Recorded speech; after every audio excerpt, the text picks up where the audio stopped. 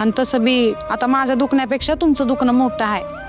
हा, बायकोची पुण्य पाठीशी आहे माझ्या. बुवा चला जेवण घ्या. है ना, मग गोळ्या घेता येते. जेवण गरम गरम तयारी. कुठे ठेवल्यात गोळ्या तुमच्या? ए राणी, बुवा बाहेर निघा घरात ना. कमला का? बुवा तुम्ही अजिबात बाहेर येऊ नका. मी बोलते कमलाक्काशी.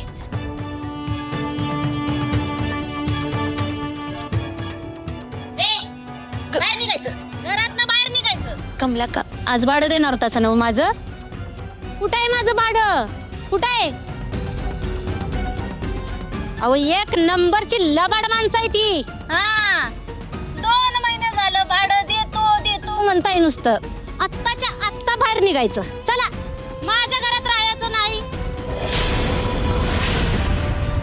अगं कमलाक्का तू काय बोलतेस? तुझे ऐकतेस का नाही तेच बोलतोय मी.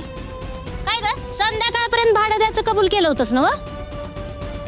आत्ताच्या आत्ता माझं पैसे टाकायचं, नाहीतर तुमचं समजा सामान आहे की नाही ते रस्त्यावर फेकीन. अगं कमलाक्का बुवांना लई लागले. तू त्यांची अवस्था तरी बघ जरा. त्यांची अवस्था मला काय करायची? कोण मेलं गेलं तरी मला काय फरक पडत नाही. माझा पैसा टाकायचा आणि मला मोकळं करायचं.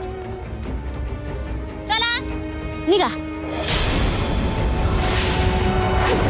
निघा, घरातनं बाहेर निघायचं. मी नाही म्हणत, मी तुझं भाडं पूर्ण देईल. फक्त आमची जरा परिस्थिती समजून घे तू. तुमची परिस्थिती की नाही बघल तेव्हा बिघडलेलीच दिसते.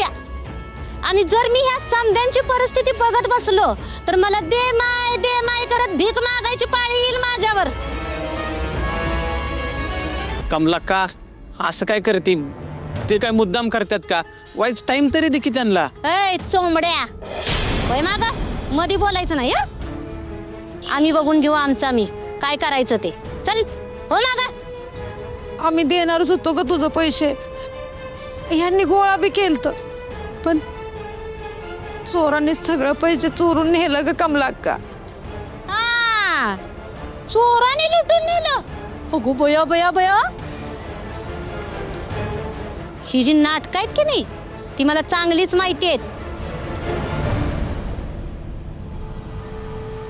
जर पैसे नसलत का नाही तर चोरीचं सॉंग आणायचं, आणि जर भाडं द्यायला जमत नसलं तर ही असली नाटकं करायची. हे काय मी आज बघतोय वय. हा आणि हे बघ सुरके, अजिबात ह्या कमलाकाला फसवायचं नाही.